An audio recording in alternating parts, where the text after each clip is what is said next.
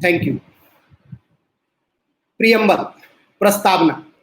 प्रस्तावना के बारे में जब बात करते हैं तो अक्सर आप लोगों ने देखा होगा कि कोई भी पुस्तक जब हमारी शुरू होती है तो स्टार्टिंग में उसके प्रस्तावना होती है, प्रियम्बल होता है।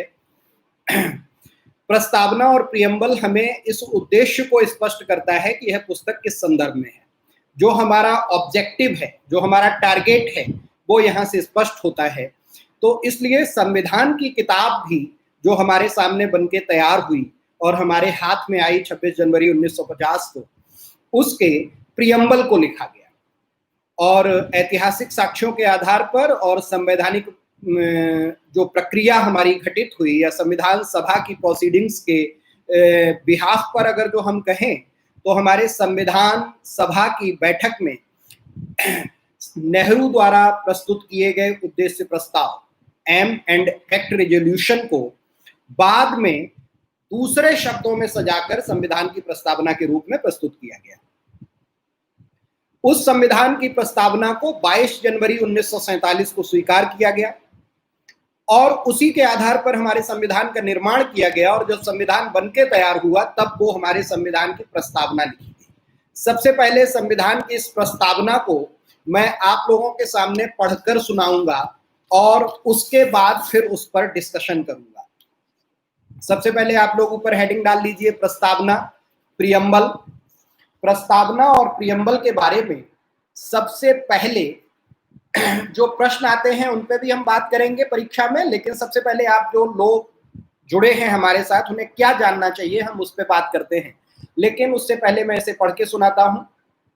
हम भारत के लोग भारत को एक संपूर्ण प्रभुत्व संपन्न समाजवादी पंथनिरपेक्ष लोकतंत्रात्मक गणराज्य बनाने के लिए तथा उसके समस्त नागरिकों को सामाजिक, आर्थिक और राजनीतिक न्याय, विचार, अभिव्यक्ति, विश्वास, धर्म और उपासना की स्वतंत्रता, प्रतिष्ठा और अवसर की समता प्राप्त कराने के लिए तथा उन सब में व्यक्ति की गरिमा और राष्ट्र की एकता और अखंडता सुनिश्चित करने वाली बंधुता बढ़ाने के लिए दृढ़ संकल्प होकर अपनी इस संविधान सभा में आज तारीख 26 नवंबर 1949 ईस्वी मिति मार्गशीर्ष शुक्ला सप्तमी संवत 2006 विक्रमी को एतद द्वारा इस संविधान को अंगीकृत, अधिनियमित और आत्मार्पित करते हैं। ठीक है, इसका इंग्लिश वर्जन भी मैं आपके साथ पढ़ दे रहा हूं, तब तक हमारे अन्य साथी भी हमारे साथ जुड़ जाएंगे। We the people of India having solemnly resolved to constitute India into a sovereign, secular, democratic republic and to secure to all its citizens justice, social, economic and political liberty of thought, expression, belief, faith and worship, equality of status and of opportunity, and to promote among them all fraternity, assuring the dignity of the individual and the unity and integrity of the nation. In our Constituent Assembly, this 26th day of November 1949, do hereby adopt, enact and give to ourselves the Constitution. ये हमारे संविधान की प्रस्तावना है या preamble है। इसके बारे में आप लोग सिर्फ एक चीज याद रखना, जो परीक्षा में प्रश्न पूछा जाता है उस प्रश्न का सिर्फ और सिर्फ संदर्भ ये होता है कि आज तक इस प्रस्तावना और इस प्रियम्बल में सिर्फ एक संशोधन हुआ है या एक अमेंडमेंट हुआ है।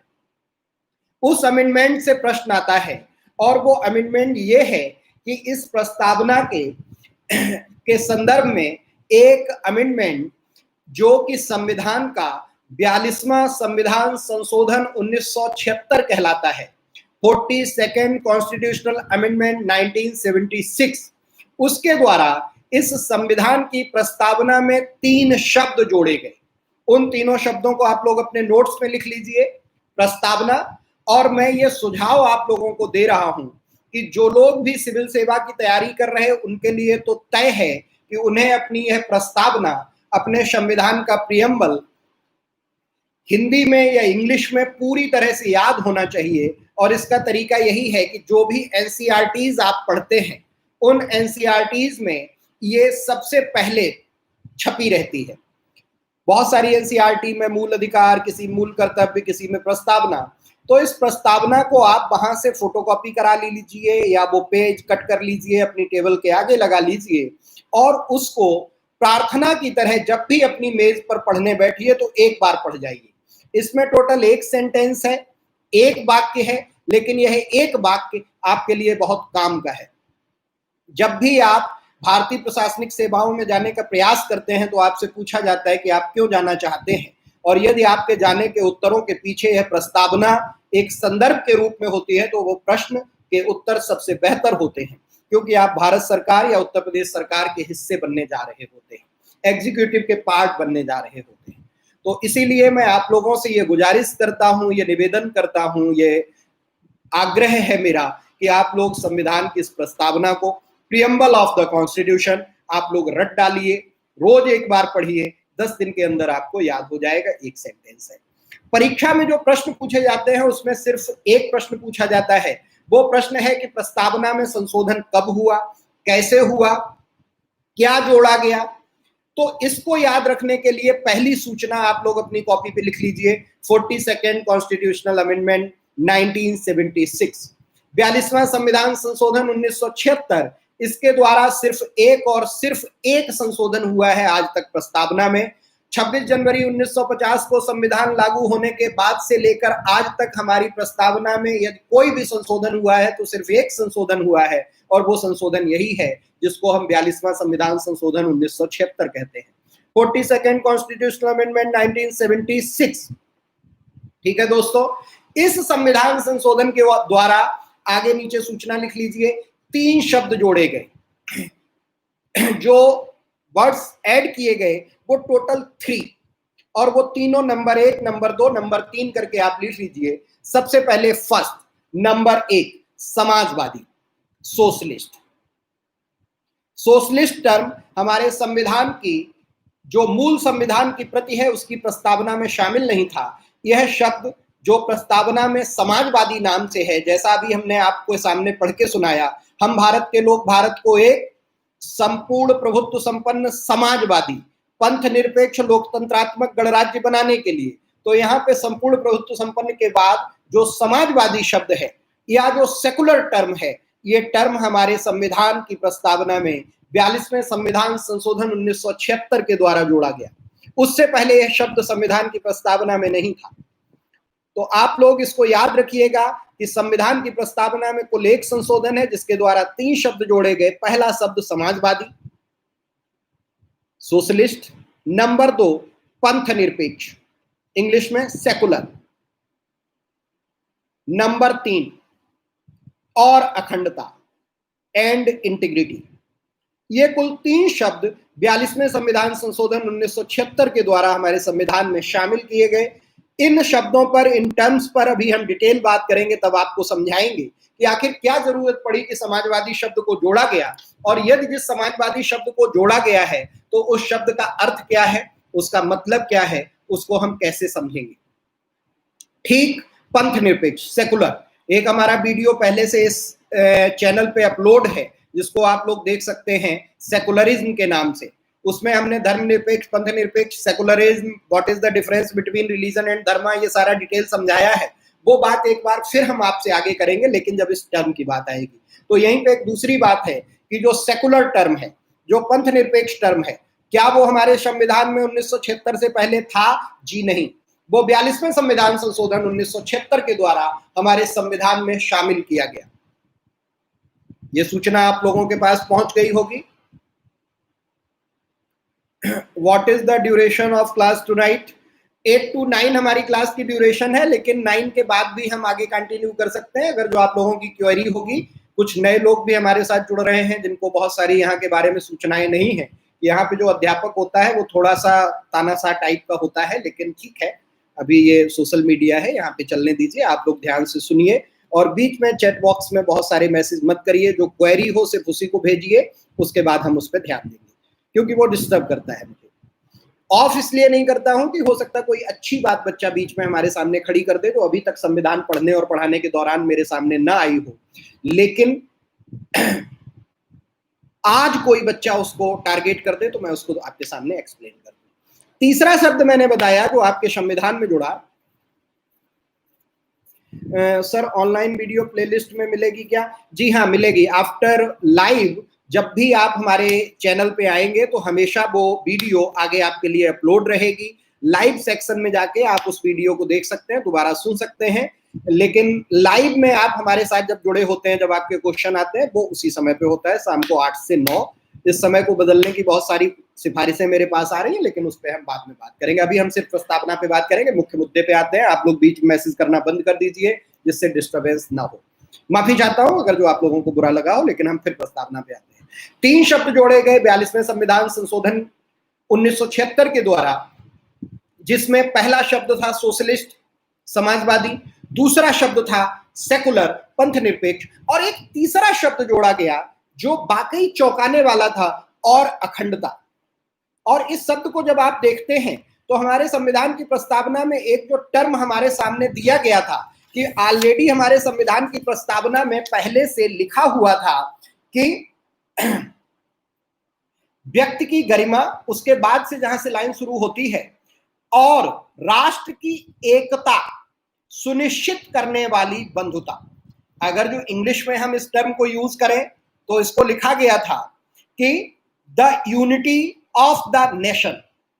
बाद में हमने अमेंडमेंट के द्वारा क्या शब्द जोड़ा, उसको पहले हिंदी में बताता हूं कि राष्ट्र की एकता और अखंडता सुनिश्चित करने वाली बंधुता, the unity and the integrity of the nation. अगर जो एकता शब्द हमारे संविधान में पहले से जुड़ा हुआ था प्रस्तावना में, तो और अखंडता जोड़ने की क्या जरूरत पड़ी? यदि हम पहले से इस बात को समझ रहे थे कि एकता, फिर अखंडता क्यों जोड़ा? हम इस पे भी आपसे बात करेंगे, आज होगी या कल होगी, क्योंकि हमने पहले दिन अपने कक्षा में आप लोगों को इशारा कर दिया था कि जब भी आप हमारे साथ जुड़े तो सिर्फ ट्रांसलेशन के सहारे नहीं कि हिंदी से अंग्रेजी, अंग्रेजी से हिंदी, उसके अर्थ को समझना है। यूनिटी जिसे कहते हैं उसे हिंदी में एकता कहते हैं, इंटीग्रिटी जिसे कहते हैं उसे अखंडता कहते हैं। तो क्या एकता और अखंडता में कोई अंतर होता है? जी हाँ। अगर जो अंतर नहीं था तो एकता होते हुए अखंडता क्यों जोड़ा गया? यूनिटी के बाद भी द इंटीग्रिटी क्यों जोड़ा गया? इसलिए हमें दोनों शब्दों को समझना होगा। अब हम अपने मुख्य मुद्दे पे आते हैं। प्रस्तावना मैंने आपको पढ़ के सुना दी। प्रस्तावना पे अगर जो आप घटना चक्र का पूर्वावलोकन उठा के देखेंगे और आप ये देखेंगे कि प्रस्तावना से आज तक यूपीएससी या यूपीपीएससी या अदर कॉम्पिटिटिव एग्जाम्स में प्रीलिम्स में क्या क्वेश्चन पूछे गए हैं, तो आपको सारे प्रश्नों के उत्तर सिर्फ एक सूचना से मिल जाएंगे, जो कि मैं ऑलरेडी आप लोगों को नोट करा चुका हूं। वो सूचना ये है कि आज तक संविधान की प्रस्तावना में सिर्फ एक संशोधन हुआ है, जिसे हम 42वां संविधान संशोधन 1976 42nd कॉन्स्टिट्यूशनल अमेंडमेंट 1976 कहते हैं। उससे 3 नए शब्द जोड़े गए, सोशलिस्ट समाजवादी, सेकुलर पंथ निरपेक्ष, और तीसरा शब्द है एंड इंटीग्रिटी और अखंडता। इन 3 शब्दों को जोड़ा गया, कोई शब्द हटाया नहीं गया और सिर्फ एकमात्र संशोधन हुआ है। कुल मिला के सिर्फ इतना प्रश्न आपके सामने प्रीलिम्स में आता है, जो मैंने आपको बता दिया। लेकिन अब मैं आपको एक बहुत ही चौंकाने वाली बात बता रहा हूं। हम लोग जब प्रस्तावना पे बात करेंगे तो ये प्रस्तावना पे हमारी बात 2 से 3 दिन तक चलेगी। जिस भी विद्यार्थी ने संविधान की प्रस्तावना को ठीक से समझ लिया, तो मैं दावे से कहता हूं उसने 1/3 संविधान को समझ लिया। हमारी यह संविधान की प्रस्तावना, प्रीएम्बल ऑफ द कॉन्स्टिट्यूशन, जो टोटल एक वाक्य में है, ओनली 1 सेंटेंस, लेकिन इस सेंटेंस की अर्थ व्याप्ति पर जब हम जाते हैं, इसके मीनिंग्स पर जाते हैं, तो ये पूरे संविधान का एक जो ढांचा है, जो तस्वीर है, जो क्रक्स है, जो दर्शन है, जो उसका संदेश है, या जो उसका प्रकाश बिंब है, जो उसकी रोशनी है, जो उसकी दिशा है, उस सबको हमारे सामने रख देता है। इसलिए हम लोगों को बखूबी संविधान की प्रस्तावना के एक एक शब्द को समझना होगा। अब हम इसको समझने के लिए दूसरे चरण में आते हैं। सबसे पहले अभी तक मैंने आपको सिर्फ प्रस्तावना समझाई, 8:21 हो रहे हैं, मतलब शुरू के 20 मिनट में मैंने आपको संविधान की प्रस्तावना समझाई। अगले हिस्से में आपको बताने जा रहा हूं कि हमारे संविधान की प्रस्तावना समझने के लिए आपको ध्यान देना होगा कि यह प्रस्तावना हमारे सामने 3 चीजें रखती है। 3 मुख्य बिंदु हमारे सामने उभर के आते हैं। उन 3 बिंदुओं पर हम बात करेंगे। कौन कौन से वो बिंदु हमारे सामने उभर के आते हैं? तो हमारे संविधान की प्रस्तावना या हमारे संविधान का प्रियम्बल सबसे पहले हमें यह बताता है, पहला पॉइंट, कि हमारे संविधान में सर्वोच्च शक्ति किसको प्राप्त है। सुप्रीम पावर, हमारी जो कंट्री है, हमारा जो देश है, उसमें सबसे ऊपर कौन होगा, सबसे ताकतवर कौन होगा, या हमारी संवैधानिक व्यवस्था के अनुसार किसको सबसे ज्यादा ताकत दी गई है। एक द्विवेदी अभिषेक का क्वेश्चन आया है, धर्मनिरपेक्ष और पंथ निरपेक्ष एक ही है या अलग अलग। हमारे इसी चैनल पर 1 सप्ताह पुराना हमारा वीडियो पड़ा है, secularism and right to religious freedom in India. आप उस वीडियो को देखिए, आधे घंटे में मैंने यही समझाया है कि पंथ निरपेक्ष और धर्म निरपेक्ष दोनों अलग अलग हैं, दोनों को एक कभी भी आप नहीं मानेंगे। साथ ही उसमें आपको रिलीजन और धर्म का अंतर भी पता लग जाएगा। तो रिलीजन का ट्रांसलेशन कभी भी धर्म नहीं होता, रिलीजन का ट्रांसलेशन हमेशा पंथ होता है। आप लोग उस वीडियो को देखिए। हाँ, किसी ने सुझाव दिया है, बच्चे आप प्लेलिस्ट वाला वीडियो देखिए, बहुत अच्छा सुझाव है, आप वहां पे जाइएगा अभी आफ्टर लाइव और आप वहां देखिएगा। यहाँ पे मैं जो बात कर रहा हूं कि यह संविधान की प्रस्तावना हमें 3 चीजें बताती है। उन 3 चीजों को हम समझेंगे। सबसे पहले पहली चीज कि हमारे संविधान के अनुसार सर्वोच्च शक्ति किसके पास होगी, supreme power of the constitution किसके पास होगी। इस चीज को हमें यह संविधान की प्रस्तावना बताएगी। सेकेंड, दूसरी चीज जो हमें इस संविधान की प्रस्तावना से पता लगेगी वो है शासन व्यवस्था का स्वरूप, नेचर ऑफ गवर्नेंस या नेचर ऑफ गवर्नमेंट। हमारे शासन व्यवस्था का, हमारी गवर्नेंस का, हमारी सरकार का नेचर क्या होगा, प्रकृति क्या होगी, स्वरूप क्या होगा। स्वरूप जिसे कहते हैं, जैसे हम पहचानेंगे कि हमारे देश की शासन व्यवस्था किस प्रकार की है, ये हमें कौन बताएगा, संविधान की प्रस्तावना। और तीसरी और अंतिम महत्वपूर्ण चीज जो हमें संविधान की प्रस्तावना से पता लगेगी, थर्ड पॉइंट, वो है राज्य का उद्देश्य, ऑब्जेक्टिव ऑफ स्टेट। राज्य का उद्देश्य क्या होगा, ऑब्जेक्टिव क्या होगा, हमारे देश की जो सरकार होगी उसका मुख्य उद्देश्य क्या होगा। ये 3 चीजें हमें संविधान की प्रस्तावना हमारे सामने स्पष्ट करेगी। माफी चाहता हूं, वो तीनों चीजें क्या, पहली चीज सर्वोच्च शक्ति, सुप्रीम पावर। दूसरी चीज शासन व्यवस्था का स्वरूप, नेचर ऑफ गवर्नेंस। नंबर 3 राज्य का उद्देश्य, ऑब्जेक्टिव ऑफ स्टेट। ये 3 चीजें हमारे सामने संविधान की प्रस्तावना रखेगी। अगर जो इन 3 चीजों को हमने समझ लिया तो हम लगभग संविधान की प्रस्तावना को समझ लेंगे। और मैंने आपसे पहले ही इशारे में कहा है कि अगर जो ठीक से हमने संविधान की प्रस्तावना समझ ली तो हम अपने संविधान को 1/3 समझ लेंगे। हमारे बहुत बड़े मनीषी थे, हमारे बहुत बड़े विद्वान थे जो संविधान सभा में बैठे थे। अरे यार, बीच बीच में डिस्टर्ब मत करो। कुशाग्र चौहान साहब, welfare of the poor people, ये कोई राज्य का उद्देश्य नहीं होता। पब्लिक वेलफेयर, पुअर पीपल कह देने से आप हिस्से में बांट देते हो। अगर जो राज्य का उद्देश्य, आप लोग मत बीच बीच में मुझे इंटरप्ट करिए, राज्य का उद्देश्य क्या है, पब्लिक वेलफेयर। आर्टिकल 37, 38 जाके पढ़िए, डीपीएसपी भाग 4 अनुच्छेद 36 में लिखा है राज्य की परिभाषा, 37 में लिखा है ये नहीं होगा, 38 में लिखा है ये क्या होगा, पब्लिक वेलफेयर स्टेट, लोक कल्याणकारी राज्य। आर्टिकल 38 में जाके आप देखिएगा। लेकिन अभी आप डिस्टर्ब मत करिए। पुअर पीपल कोई मामला नहीं होता यार। क्या अमीर हमारे देश के लिए काम के लोग नहीं होते? आप लोग हमारे साथ पॉलिटी पढ़ोगे तो समझोगे कि अगर जो इस देश में अमीर लोग ना हो, बिजनेसमैन ना हो, तो गरीबों का ध्यान सरकार कहां से रखेगी? टैक्स तो हम लोगों से लिया जाता है ना। अगर जो आप लोग हमारे पीछे, थोड़ा सा कैमरा ठीक कर दे रहा हूं, लाइट पड़ रही है, आप लोग इस कैमरे को देख लीजिए, क्योंकि इस बच्चे ने क्वेश्चन पूछ लिया, इसलिए मैं ये सर्टिफिकेट दिखा रहा हूं जो मेरे पीछे लगा है, ministry of finance, central board of direct taxes. ये डायरेक्ट टैक्सेस कहाँ? आयकर।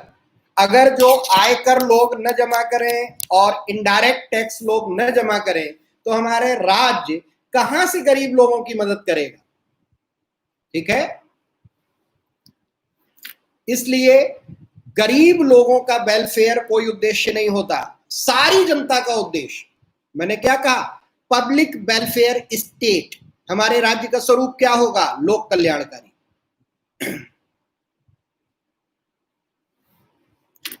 खैर, जाने दो इन बातों को, आप लोग फिर फोकस करो। दोबारा से हम मुद्दे पे आते हैं कि 3 चीजें हमें जाननी है।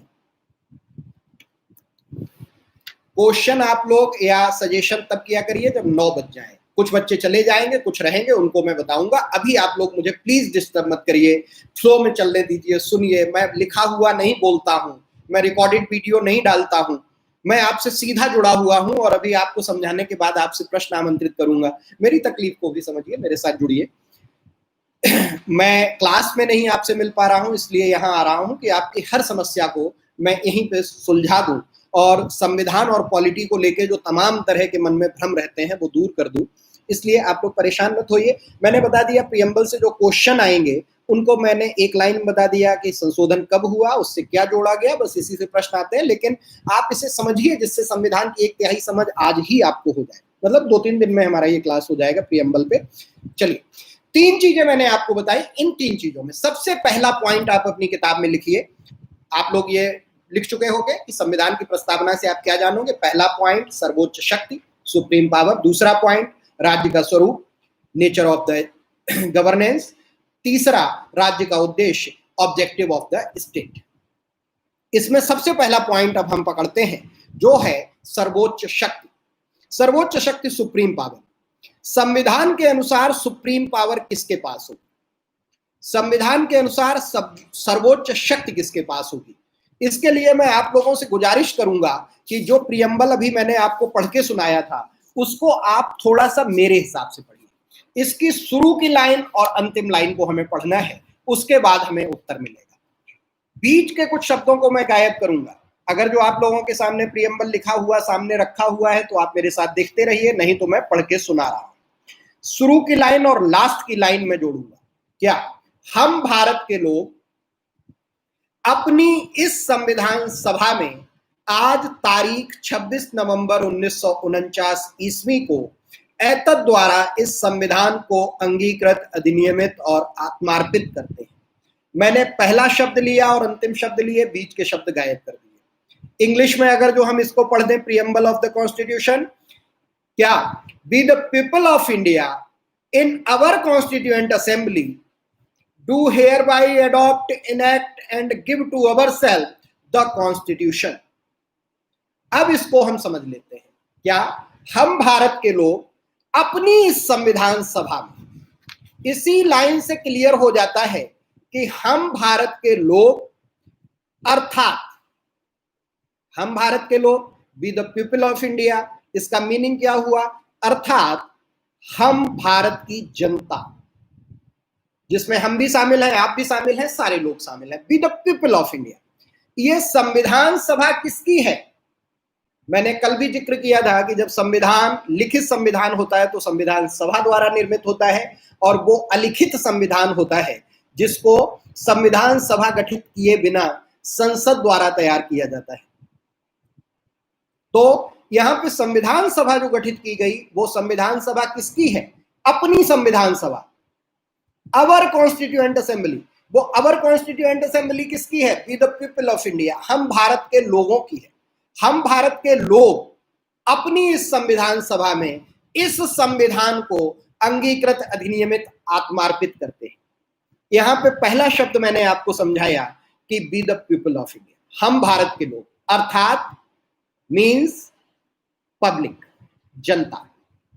ठीक, आगे की लाइन शुरू होती है, अपनी इस संविधान सभा में इस संविधान को अंगीकृत, एडॉप्ट, अधिनियमित, इनेक्ट, आत्मार्पित, गिव टू अवरसेल्फ। ये 3 शब्द और जोड़े गए। इन 3 शब्दों का अर्थ समझना है। हिंदी अंग्रेजी तो मैं आपको बता ही रहा हूं, हिंदी अंग्रेजी से कोई फर्क नहीं पड़ता, आपको उसके मीनिंग को समझना है, उसके अर्थ को समझना है मेरे साथ।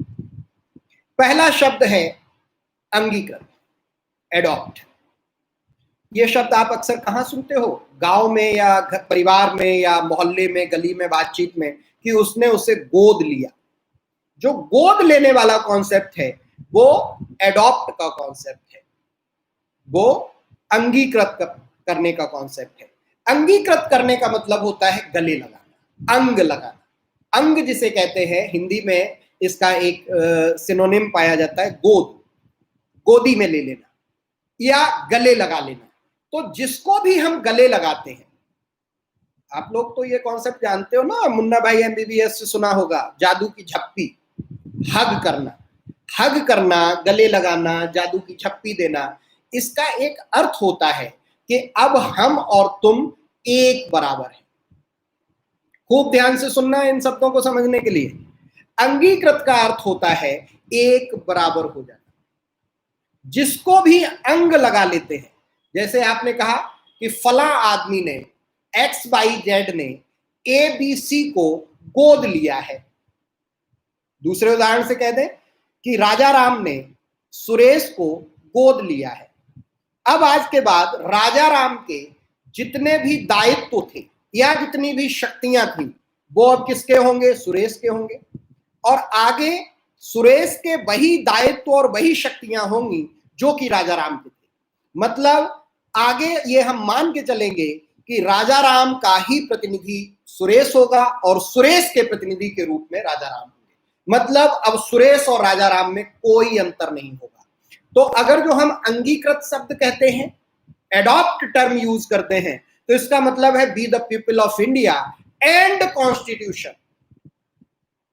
क्या अपनी इस संविधान सभा में इस संविधान को, इन our constituent assembly, this constitution, तो अपनी इस संविधान सभा में इस संविधान को, इन our constituent assembly this constitution, तो इसका मतलब क्या हुआ कि संविधान सभा में जिस संविधान को हम अपना रहे हैं, कौन लोग? Be the people of India, हम भारत के लोग। तो आज से हम भारत के लोग और यह संविधान दोनों क्या होंगे? एक। जो भी दायित्व और जो भी शक्तियां, जो भी पावर्स एंड जो भी ऑब्लिगेशंस इस संविधान के हैं वो be the people of India के होंगे। और be the people of India का मीनिंग अभी मैंने आपको समझा दिया, वो क्या होगा? पब्लिक, जनता। तो आज से जनता अर्थात संविधान, संविधान अर्थात जनता, constitution like public, public like constitution. Constitution that is public, public that is constitution. जनता अर्थात संविधान, संविधान अर्थात जनता। इस पूरी बातचीत से मैंने आपके सामने एक संकल्पना रखी कि यह संविधान की प्रस्तावना, पहला पॉइंट मुझे यह बता रही है कि 26 नवंबर 1949 के बाद संवैधानिक संदर्भों में इस देश की जनता ही संविधान है और संविधान ही जनता है। क्योंकि हम भारत के लोगों ने अपनी संविधान सभा में इस संविधान को अंगीकृत किया है। Be the people of India in our constituent assembly this constitution do here by adopt. Adopt करने का मतलब, अंगीकृत करने का मतलब, हक करने का मतलब, गले लगाने का मतलब कि आज से जनता संविधान, संविधान जनता, मतलब दोनों एक बराबर। अब इस बात को मैं अभी बाद में लाऊंगा कि जब दोनों एक बराबर तो हम इन दोनों को कैसे जोड़ के समझेंगे। हम दूसरे टर्म पे आते हैं। दूसरा टर्म यूज हुआ to hereby adopt enact. हम अपनी इस संविधान सभा में इस संविधान को अंगीकृत, अधिनियमित। अब हमारे समझने का टर्म है अधिनियमित, इनएक्ट। इनएक्ट का मीन्स क्या होता है? अधिनियमित का अर्थ क्या होता है? अधिनियमित जिसे कहते हैं या इनएक्ट जिसे कहते हैं, उसका अर्थ होता है कि जब किसी भी बात को हम बहस, वाद विवाद, डिबेट, आफ्टर डिस्कशन एक्सेप्ट करते हैं तो उसको हम अधिनियमित होना कहते हैं। इस टर्म को हम लोग पॉलिटी पढ़ते हुए, संविधान समझते हुए आगे भी प्रयोग करेंगे, मैंने आपको बताया था सरकार का एक हिस्सा होता है जिसे हम विधायिका कहते हैं।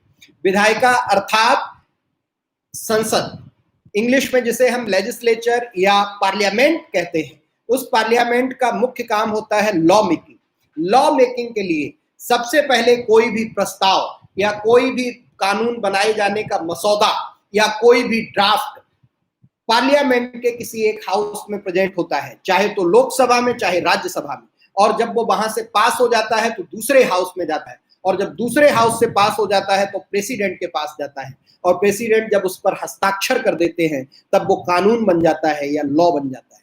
लेकिन इस पूरी प्रक्रिया में दो टर्म यूज होते हैं। जब भी कानून बनने का कोई प्रस्ताव हमारे संसद के किसी एक सदन में रखा जाता है, चाहे वो लोकसभा में हो चाहे वो राज्यसभा में हो, आप लोग देखते हो ऐसा कतई नहीं है कि कोई भी कानून पहले से तय हो ये किस सदन में रखा जाएगा, सिर्फ धन विधेयक वित्त विधेयक के संदर्भ में बातचीत को छोड़कर। जैसे आप देखोगे 370 इस देश में शायद सबसे चर्चित प्रावधान रहा है, 370 को हटाया जाना। उसके लिए जो प्रस्ताव आया, जिसे कि हम टर्म में विधेयक कहते हैं, अंग्रेजी में जिसे हम बिल कहते हैं, वो सबसे पहले राज्यसभा में आया। इसलिए हम कभी भी ये नहीं कह सकते कि कोई भी बिल पहले कहाँ आएगा बाद में कहाँ आएगा। इसीलिए बातचीत में हम हमेशा क्या कहते हैं कि संविधान में कानून बनने का कोई भी प्रस्ताव यदि संसद के किसी भी सदन में आता है, किसी भी सदन का अर्थ कि वो लोकसभा में भी आ सकता है, वो राज्यसभा में भी आ सकता है, एक सदन में बहस होने के बाद, खंडवार वोटिंग के बाद, पूर्णतः वोटिंग होने के बाद दूसरे सदन में जाएगा, दूसरे सदन में यही प्रक्रिया अपनाई जाएगी, उसके बाद वो आदरणीय महामहिम राष्ट्रपति महोदय के पास जाएगा। जब वो दस्तखत कर देंगे तो वो कानून बन जाएगा। इस प्रक्रिया में दो शब्द कि जब भी कानून बनने का कोई प्रस्ताव या ड्राफ्ट किसी भी सदन में प्रस्तुत किया जाता है तो उसे हिंदी में विधेयक और अंग्रेजी में हम बिल कहते हैं। बिल पेश हुआ, इसीलिए आप लोग देखोगे चाहे वो जीएसटी हो, चाहे 370 के संदर्भ में हो, चाहे कोई भी संविधान संशोधन हो, जब आपसे परीक्षा में प्रश्न पूछा जाता है यह कौन सा संविधान संशोधन विधेयक था, तो उसका सीरियल नंबर अलग होता है, और जब प्रश्न में पूछा जाता है यह कौन सा संविधान संशोधन अधिनियम था, तब उसका उत्तर अलग हो जाता है। बहुत सारे लोग जो पॉलिटी पढ़ते पढ़ाते रहते हैं लेकिन इस प्रश्न के उत्तर को नहीं समझ पाते, क्या कि विधेयक और अधिनियम होने में उसके क्रम का अंतर हो जाता है। क्योंकि बहुत सारे विधेयक प्रस्तुत होते हैं लेकिन वो पास नहीं होते, वो अधिनियम नहीं बनते, इसलिए विधेयक का क्रम अलग हो जाता है। लेकिन जो विधेयक पास हो जाते हैं और अधिनियम में कन्वर्ट हो जाते हैं, उनका सीरियल नंबर बदल जाता है। इसलिए जब भी कोई कानून बनने की प्रक्रिया संसद में प्रस्तुत की जाती है, कोई भी संविधान संशोधन का प्रस्ताव जब संसद में प्रस्तुत किया जाता है तो उसे हम विधेयक या बिल कहते हैं, और जब वो दोनों सदनों से पास होकर राष्ट्रपति के पास जाता है और आदरणीय राष्ट्रपति महोदय उस पर हस्ताक्षर कर देते हैं, तब वो है अधिनियम हो जाता है, एक्ट हो जाता है। कानून बनने की प्रक्रिया विधेयक से शुरू होकर अधिनियम तक जाती है।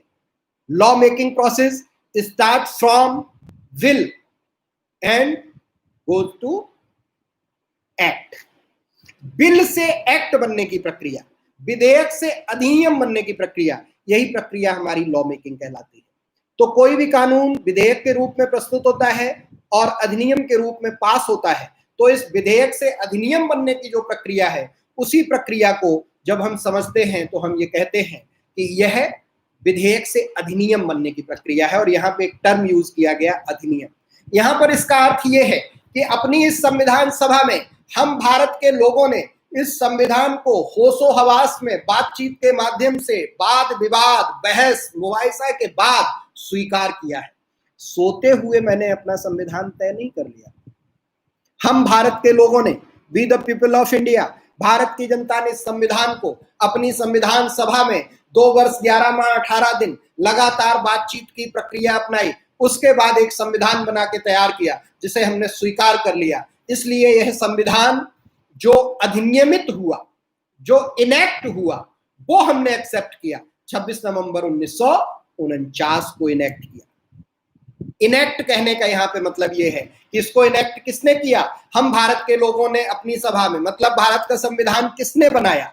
अधिनियमित माने संविधान का प्रस्ताव आना, कानूनों का प्रस्ताव आना और फिर उनका कानूनों के रूप में स्वीकार हो जाना। ये काम किसने किया? भारत की जनता ने। तीसरा शब्द इसमें आता है आत्मार्पित, गिव टू अवर सेल्फ, अपने आप को सौंप देना, आत्मार्पित। आपने वो प्रार्थना सुनी होगी, ओम जय जगदीश हरे, तेरा तुझको अर्पित, अर्पित सौंप देना, दे देना। हमने क्या किया, अपनी इस संविधान सभा में इस संविधान को आत्मार्पित किया, मतलब खुद को संविधान को सौंप दिया और संविधान खुद को सौंप दिया, अर्थात आत्मार्पित, गिव टू अवर सेल्फ। आज से संविधान के हम, हमारा संविधान, अर्थात अब भारत की जनता अर्थात संविधान, संविधान अर्थात भारत की जनता। इसलिए इस पूरी बात के बाद हमारे सामने क्या और निष्कर्ष निकल के आया कि हम भारत के लोग अपनी इस संविधान सभा में इस संविधान को अंगीकृत, अधिनियमित और आत्मार्पित करते हैं। We the people of India in our constituent assembly do hereby adopt, enact and give to ourselves this constitution। अब इस सेंटेंस का अर्थ आपको स्पष्ट हो गया होगा कि हम भारत के लोगों ने अपनी संविधान सभा में इस संविधान को अंगीकृत किया, अंग लगाया, अर्थात अब हमारे सारे दायित्व और जिम्मेदारियां, हमारी शक्तियां, हमारे प्रभाव सब संविधान के, और संविधान की सारी शक्तियां, सारे दायित्व, सारे प्रभाव हमारे, अर्थात अब हम संविधान, संविधान हम। अधिनियमित मतलब हमने मिलकर बनाया, होशो हवास में बनाया, उस पे एक एक पॉइंट पे बहस की और उसको तय करके हमने निश्चित किया कि यह हमारे लिए हमारा ही रूप होगा। और तीसरा आत्मार्पित, हमने इस संविधान को सौंप दिया, संविधान को खुद को सौंप दिया, हम संविधान के हो गए। इसलिए आज से हमारे ऊपर संविधान और संविधान के ऊपर कोई तो हम, हमारे और संविधान के बीच में अब कोई नहीं आएगा, अर्थात संविधान अर्थात जनता, जनता अर्थात संविधान, public, constitution, constitution public, constitution that is public, public that is constitution, संविधान अर्थात जनता, जनता अर्थात संविधान। शायद ये कॉन्सेप्ट अब आप लोगों के सामने स्पष्ट हो चुका होगा कि हमारे संविधान की प्रस्तावना के अनुसार संविधान में सर्वोच्च शक्ति किसको प्रदान है। अब इस प्रश्न का उत्तर आप चाहे तो जनता दें, चाहे संविधान दें, दोनों ही सही है। और यदि कोई आपसे बहस करता है या आपसे बातचीत करता है कि संविधान का अर्थ जनता नहीं है और जनता का अर्थ संविधान नहीं है, तो आप उसे बता सकते हो कि इन दोनों बातों का एक ही मतलब है। सिर्फ एक लाइन आप याद रखिए, we the people of India in our constituent assembly do hereby adopt, enact and give to our self this constitution. हम भारत के लोग अपनी इस संविधान सभा में संविधान को अंगीकृत, अधिनियमित और आत्मार्पित करते हैं, अर्थात संविधान की सर्वोच्च शक्ति। जो मेरा पहला पॉइंट था वो मैंने आप लोगों के सामने क्लियर कर दिया है, क्या कि जनता ही संविधान है, संविधान ही जनता है। तो हमारे देश में सर्वोच्च शक्ति का क्रम क्या होगा, सबसे ऊपर जनता या संविधान। एक पॉइंट, दोनों में पहला और दूसरा मत लिखना। फिर कोई अगर जो कभी आपसे और बहस करे और पूछ दे कि नहीं फिर भी बताइए कि जनता अर्थात संविधान, संविधान अर्थात जनता, फिर भी दोनों में नंबर एक पे किसे रखेंगे, तो चूंकि यह स्टेटमेंट शुरू कहां से होता है, be the people of India, हम भारत के लोग अपनी संविधान सभा में, तो हमेशा पैदा करने वाला बड़ा होता है, जो जिसको पैदा करता है। अरे आप लोग तो बड़े वाकिफ होंगे, जिस उम्र में आप लोग विद्यार्थी सब हैं, घर में पिताजी से जब बहस हो जाती है तो पिताजी के पास अंतिम अस्त्र क्या होता है आपसे जीतने का, अंतिम शास्त्रार्थ का उनका अस्त्र होता है कि मैं तुम्हारा पिता, मैं तुम्हारा बाप, ठीक है। और उसके बाद आपके पास कोई उत्तर नहीं होता। तो जो जिसको पैदा करता है प्रकृति में वो सदैव बड़ा होता है। इसलिए संविधान को किसने पैदा किया, जनता ने। इसलिए संविधान अर्थात जनता, जनता अर्थात संविधान, दोनों होने के बाद भी संविधान और जनता में कौन बड़ा है, जनता। तो नंबर एक पर सबसे पहला पॉइंट सर्वोच्च शक्ति, सर्वोच्च शक्ति में पहला पॉइंट रहता है और वो पहला पॉइंट होता है कि संविधान। एक ऑप्शन क्वेश्चन पूछा जा रहा है, अगर ऑप्शन में दोनों हो, आप लोग ऐसे प्रश्न कृपया करके मत पूछा करिए, क्योंकि भांग पीकर क्वेश्चन पेपर नहीं बनाया जाता। क्वेश्चन पेपर बनाने के लिए जो लोग वहां बैठते हैं वो हमसे बहुत ज्यादा विद्वान लोग होते हैं।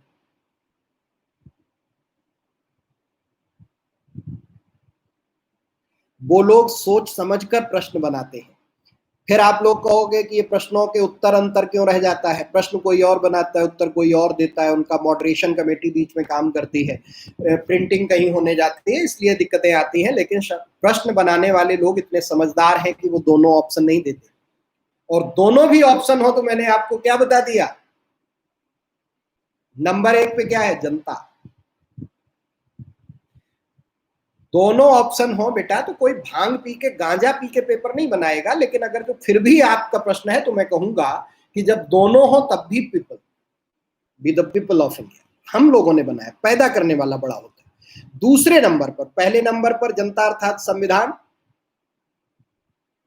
हाँ यार, ये कमेंट वाले दिमाग खराब करते हैं, जब मैं प्रश्न पूछने के लिए कहूं तभी ये लोग प्रश्न पूछें। आपस में यार तय कर लो, मत डिस्टर्ब करो यार, बड़ा थक जाता हूं सुबह से पूरे दिन, शाम को आके 8 बजे आपके साथ लाइव हो रहा हूं, आप लोग थका रहे हैं। चलो फिर मुद्दे पे आते हैं। दूसरे नंबर पर तो हमारी संवैधानिक व्यवस्था में हमने ये प्रावधान किया है कि जो प्रेसिडेंट का पद होगा, जो राष्ट्रपति होगा, वो दरअसल वास्तविक प्रमुख नहीं होगा, वो रियल हेड नहीं होगा, वो नॉमिनल हेड होगा, वो फिगर हेड होगा, लेकिन वही हमारे यहाँ दूसरे नंबर पर आएगा। फिर आप पूछे तीसरे नंबर पर कौन आएगा, तो तीसरे नंबर पर एक साथ एक बराबर में दोनों आएंगे, और वो है संसद और न्यायपालिका। कानून बनाने के क्षेत्र में संसद सर्वोच्च है, न्याय करने के क्षेत्र में न्यायपालिका सर्वोच्च है, और दोनों के बीच भारत में नाजुक संतुलन बनाया गया, कोई ऊपर नीचे नहीं। कभी हमें लगता है कि कोई ऊपर हो गया तो दूसरा ऊपर आ जाता है, फिर ऊपर हो गया, लेकिन संवैधानिक व्यवस्था में तीसरे नंबर पर एक साथ दोनों संसद और न्यायपालिका है। ठीक है, उसके बाद की जो व्यवस्था है उसके लिए एक किताब आती है इंडिया, इंग्लिश में जिसका टाइटल है भारत, वो आप खरीद लीजिए। पब्लिकेशन डिवीजन इंडिया गवर्नमेंट छापती है, उसमें आपको पूरा वरीयता क्रम दिया हुआ है, आप वहां से देख सकते हैं। राष्ट्रपति के बाद का पूरा क्रम जो है हम उसी को स्वीकार करते हैं। क्लियर? यहां तक हमारी बात पूरी हो गई। जो हमारा पहला मुद्दा था प्रस्तावना का कि सर्वोच्च शक्ति किसके पास होगी। 8:49 हो रहे हैं, इसलिए मैं अब विद्यार्थियों को थोड़ा सा समय दे रहा हूं कि प्रस्तावना पे आज हमारी जो भी बात हुई उसमें किसी का कोई प्रश्न हो तो वो हमसे पूछ सकते हैं। कोई भी प्रश्न हो, मैं उसको प्रश्न आने तक समरी में फिर एक बार बता देता हूं कि संविधान की प्रस्तावना से प्रारंभिक परीक्षा में सिर्फ एक प्रश्न आता है, और एक प्रश्न आता है, उस प्रश्न को हल करने के लिए सिर्फ एक लाइन आपको याद रखनी है कि संविधान की प्रस्तावना में आज तक 26 जनवरी 1950 से लेकर 3 जून 2020 तक कुल एक बार संशोधन हुआ है, और वो संशोधन है 42वां संविधान संशोधन, 42nd कॉन्स्टिट्यूशनल अमेंडमेंट 1976, जिसमें 3 शब्द जोड़े गए। पहला समाजवादी सोशलिस्ट, दूसरा पंथनिरपेक्ष सेकुलर, तीसरा और अखंडता एंड इंटीग्रिटी। इसके अलावा संविधान में कोई भी संशोधन आज तक संविधान की प्रस्तावना में नहीं हुआ। एक क्वेश्चन आ रहा है, सर इन 3 वर्ड्स को ऐड करने की जरूरत क्यों पड़ी? ठीक है, ये प्राइवेट क्वेश्चन पूछा है लेकिन मैं इसे पब्लिक कर दे रहा हूं कि ये जरूरत क्यों पड़ी। दोस्त, अभी इस प्रश्न का उत्तर देने में थोड़ी सी हमें तकलीफ इसलिए होगी क्योंकि आप लोग संविधान को ठीक से समझते नहीं हैं। जब संविधान को ठीक से समझ जाएंगे तब आप इस बात को समझ पाएंगे कि ये जरूरत क्यों पड़ी। क्योंकि शासन में जब आप आईएएस बन जाएंगे, एक छोटा सा एग्जाम्पल दे रहा, आप लोग कभी भी किसी कलेक्टर को, डीएम को, किसी बड़े अधिकारी को ज्ञापन देने जाते हो, अपनी मांग रखने जाते हो, जब वो बहुत ताकत से कहते हैं निश्चित तौर पर इस पर कार्रवाई होगी, सख्त से सख्त कार्रवाई होगी, लेकिन बाद में आप देखते हो कुछ नहीं हुआ। और कभी कभी आप एप्लीकेशन देने जाते हो, वो कुछ नहीं बोलते, लेते हैं ठीक है देखते हैं, और उसके बाद इतनी बड़ी कार्रवाई होती है कि आप खुद समझ जाते हो अरे इतना बड़ा एक्शन हुआ। तो शासन व्यवस्था में जो कहा जाता है वो किया नहीं जाता, जो किया जाता है वो कहा नहीं जाता। वर्तमान में हमारे प्रधानमंत्री आदरणीय मोदी जी, अगर जो आप 6 साल के उनके शासनकाल को देखोगे, निसंदेह बहुत ही बेहतर कार्यकाल है उनका। प्रधानमंत्री के रूप में हम लोग देख रहे हैं कि वो बहुत बड़े बड़े निर्णय ले रहे हैं, लेकिन कभी भी वो कहते नहीं। आपने देखा होगा कि जम्मू कश्मीर के मामले में धारा 370 पर सरकार बनने के बाद उन्होंने कोई स्टेटमेंट नहीं दिया और सीधा इतना बड़ा संविधान संशोधन ला के रख दिया कि सब लोग चौंक गए। मोदी जी की खासियत है, जो कहते नहीं वो करते नहीं, और जो करते हैं वो कहते नहीं। ठीक, इसलिए संविधान में भी ये शब्द जोड़े गए, इनका कोई अर्थ नहीं। अगर जो आगे हम बताएंगे कि समाजवादी शब्द जिसको संविधान में जोड़ा गया, यह तो हमारे संविधान में पहले से शामिल था बिना नाम लिए हुए, क्योंकि संविधान सभा की सदन के नेता के रूप में जो नेतृत्व कर रहा था पंडित जवाहरलाल नेहरू, उनका स्टेटमेंट था आई एम ए सोशलिस्ट। वो समाजवादी थे। रूस की क्रांति होने के बाद, जिसे कि हम बोल्शेविक रेवोल्यूशन बोलते हैं, रशियन रेवोल्यूशन 1917, उसके बाद नेहरू 2 साल रूस का भ्रमण करते हैं और उसके बाद जाके जर्मनी में सेकेंड इंटरनेशनल को संबोधित करते हैं। सेकेंड इंटरनेशनल वामपंथियों का सबसे बड़ा आयोजन। वो नेहरू जो घोषित कहते थे आई एम ए सोशलिस्ट, उन्होंने संविधान में कभी भी समाजवादी शब्द को रखने की बात नहीं की, और बाद में उनके उत्तराधिकारी के रूप में उनकी पुत्री इंदिरा ने 76 में संविधान में शब्द को शामिल किया। इसको हम कल समझाएंगे, जब आपको शासन व्यवस्था का स्वरूप समझाएंगे। तब शासन व्यवस्था का स्वरूप समझाते हुए हम टोटल आपको 5 शब्द समझाएंगे: संपूर्ण प्रभुत्व संपन्न, सॉवरेनिटी, समाजवादी सोशलिस्ट, पंथ निरपेक्ष सेकुलर, लोकतंत्रात्मक डेमोक्रेटिक एंड गणराज्य रिपब्लिक। इन तीनों शब्दों, 5 शब्दों को जब समझाएंगे तब कल समाजवादी हम आपके सामने स्पष्ट कर देंगे। लेकिन बाद में इसलिए जोड़ा गया क्योंकि उस समय समाजवादी शब्द जोड़ दिया जाता तो शायद 1950 के बाद भारत के विकास का रथ का पहिया उतनी तेज नहीं घूमता जितना कि घूमा। इस पे हम बाद में बात करेंगे। कुछ क्वेश्चन और आए हैं। समाजवादी ये रशियन है या चाइना का? अरे भाई, समाजवादी क्रांति जिसे सोशलिस्ट रेवोल्यूशन कहते हैं, वो सबसे पहले रसिया में हुई 1917 में, चाइना में उसके बाद आई, इसलिए रसिया से इसकी शुरुआत होती है। ये मार्क्सिज्म का एक टर्म है। अगला प्रश्न है, अंगीकृत और आत्मार्पित में क्या अंतर होता है? यार, अंगीकृत और आत्मार्पित इतनी देर समझाया। अंगीकृत का मतलब होता है एक दूसरे को अंग लगा लेना, बराबर हो जाना। आत्मार्पित होता है एक दूसरे को सौंप देना। ठीक है, अंग लगाना बराबरी का भाव है, सौंप देने में दूसरे को बड़ा मान लेने का भाव है। जब हम अंगीकृत कहते हैं, एडॉप्ट कहते हैं, तो क्या होता है कि दोनों एक बराबर आ गए हैं, जनता भी और संविधान भी। जब हम आत्मार्पित कहते हैं तो इसका मतलब होता है कि जनता कह रही है संविधान बड़ा है, संविधान कह रहा है कि जनता बड़ी है। नेक्स्ट क्वेश्चन है, सर उद्देशिका और प्रस्तावना में क्या अंतर है? दोनों का हिंदी शब्द में अंतर है, इंग्लिश टर्म प्रियम्बल यूज हुआ है, दोनों में कोई अंतर नहीं है। हिंदी ट्रांसलेशन में उद्देशिका कहा गया है। प्रियम्बल या उद्देशिका का अर्थ होता है कि हमारा एम एंड एक्ट रेजोल्यूशन क्या है, हमारा उद्देश्य प्रस्ताव क्या है। प्रस्तावना को हम प्रीफेस इंग्लिश में कहते हैं, इसलिए यहाँ पे उद्देशिका ज्यादा सही शब्द है। सर यूनिटी एंड इंटीग्रिटी में क्या डिफरेंस है? ये कल के क्लास में आगे बताएंगे। एकता और अखंडता में क्या अंतर है, मैंने अभी ये जिक्र कर दिया था, तब तक आप लोग भूलिए, ये कल या परसों के क्लास में आएगा। बिल एंड एक्ट में डिफरेंस बता दीजिए। ये अभी अपने लेक्चर में मैंने बताया था कि संसद के किसी भी सदन में कानून बनाने का जब कोई प्रस्ताव पेश होता है तो उसे विधेयक कहा जाता है, बिल कहा जाता है, और जब वो संसद से पास हो जाता है और राष्ट्रपति साहब हस्ताक्षर कर देते हैं तब उसको अधिनियम या एक्ट कहा जाता है। अगला क्वेश्चन है, what is provision and federal? ये अभी तुम्हारा प्रश्न ही सही नहीं है अमन भाई, इसको लेकिन आगे हम समझाएंगे। What is the difference between federal and unitary, उसके बाद हम जाएंगे आगे प्रोविंस, और वो तुमने प्रश्न ठीक नहीं पूछा है। Bill means when anything come in the assembly, assembly नहीं पार्लियामेंट, असेंबली तो स्टेट के टर्म में, सभा के टर्म में यूज करते हैं, पार्लियामेंट टर्म यूज करिए। Bill means when anything comes in the parliament and when it pass it's become act. Yes, absolutely right. It's okay.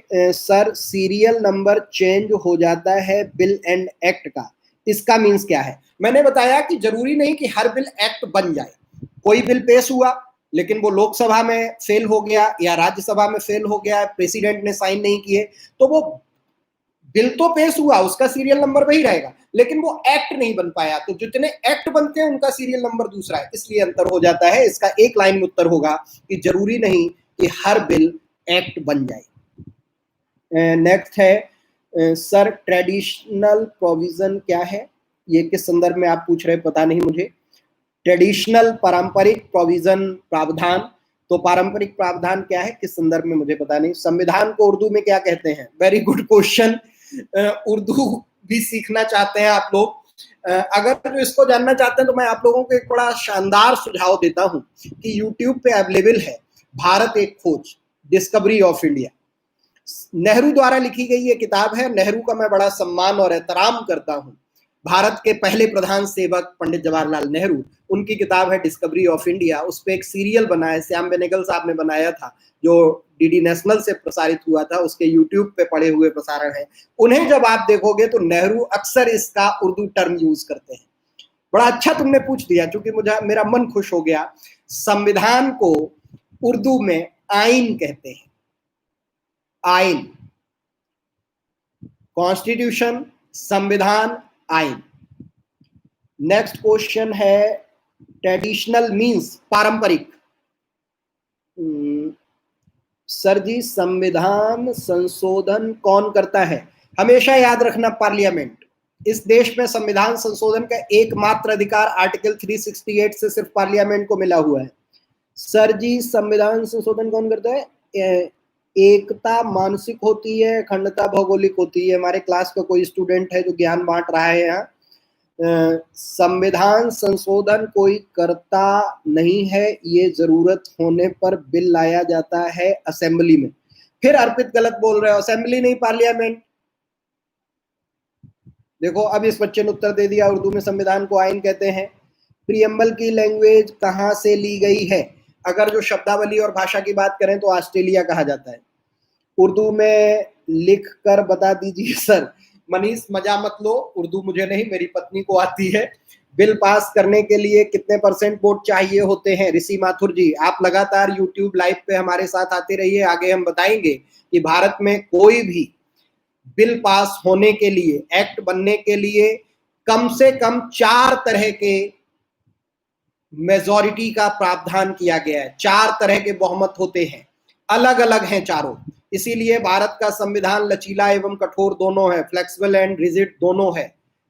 कुछ संशोधन सिंपल मेजॉरिटी से होते हैं, कुछ संशोधन स्पेशल मेजॉरिटी से होते हैं, कुछ संशोधन special majority plus concern of the state assembly. Anmol Bhardwaj, आपका उत्तर गलत है, दूसरों को गलत मत बताइए। आप लोग उत्तर मत दिया करिए, सिर्फ प्रश्न पूछा करिए, बाकी हम बताएंगे। ऋषि माथुर साहब, बिल पास करने के लिए अलग अलग जरूरत होती है। जैसे राज्यसभा और लोकसभा में अगर जो आप अपने सभापति को हटा रहे हैं या पीठासीन को हटा रहे हैं तो वहां पे एट देन द मेजॉरिटी, तत्कालीन बहुमत की जरूरत होती है। वो भी एक प्रस्ताव होता है, वो भी एक बिल होता है। इसलिए 4 तरह की मेजॉरिटी का प्रावधान है। आगे जब हम पढ़ाएंगे तब चारों आपको बता देंगे। अभी आप ऋषि माथुर साहब परेशान न होइए कितने % वोट, जब हम majority, types of majority, 4 types majority use होती हैं इंडियन पार्लियामेंट में, वो हम समझाएंगे। सर, आपका सुन लिया तभी बताया। सौरभ चौहान, आपका सुन लिया तब बताया, पता नहीं। अनमोल भारद्वाज, सिंपल मेजॉरिटी गलत है। सर, ब्रिटेन का अलिखित संविधान है क्या? वजह थी। हमने कल के क्लास में इसको क्लियर किया था। यदि कोई भी संविधान, किसी भी देश का संविधान, संविधान सभा गठित करके निर्मित किया गया है, यदि संविधान सभा गठित की गई उसके बाद वह संविधान बना है तो वह लिखित संविधान होगा। यदि वह संविधान बिना संविधान सभा गठित हुए तैयार हुआ है, पार्लियामेंट ने तैयार किया है, तो वो अलिखित होगा।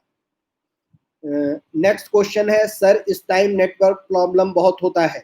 साहिल सिंह, आज हम लोग इस पे बात करने वाले हैं और आप लोग जैसा सुझाव दोगे वैसे हम समझाएंगे। अमन जौहरी, व्हाट इज फेडरल सिस्टम? काहे आगे आगे भाग रहे हो बेटा? फेडरल सिस्टम भी समझाएंगे, एक ही दिन में प्रियम्बल और फेडरल सिस्टम सब समझा देंगे, तो तुम्हें समझ में क्या आएगा? Kushagra Chauhan, adoption of preamble is integral part of constitution और जस्ट एक्सक्लूड पार्ट। क्या संविधान का प्रस्तावना अंग है? हाँ, ये भी आगे हम समझाएंगे। सर कभी कभी एरर मैसेज आता है, अब इसके लिए मैं कुछ नहीं कर सकता। श्रुति सिंह, सर ये टाइम सही है। हाँ, आज की हमारी प्रियम्बल पे बातचीत पूरी हो गई, नहीं पूरी नहीं हुई है, माफी चाहता हूं, प्रियम्बल पे बात शुरू हो गई है। आज मैंने आपको प्रियम्बल पढ़ के सुनाया, उसके अमेंडमेंट के बारे में बताया, प्रश्नों को अब मैं रोक रहा हूं। मेरी तरफ से एक प्रश्न है जिसका उत्तर आप लोग लिखेंगे और आप लोगों से मैं तय करूंगा। हमारा प्रश्न ये है कि क्या हम इस कक्षा के समय को बदल सकते हैं या नया समय तय कर सकते हैं, वो आप लोग बताएंगे। लेकिन उससे पहले मैं बता दूं कि आज के क्लास में हमने आप लोगों के साथ जो डिस्कस किया है उसमें हमने प्रियम्बल पढ़ के सुनाया, प्रियम्बल के अमेंडमेंट को पढ़ के बताया। उसके बाद मैंने बताया कि इस प्रियम्बल से हम 3 चीजें जानते हैं। उन 3 चीजों में सर्वोच्च शक्ति किसके पास है, and nature of the governance and objective of state.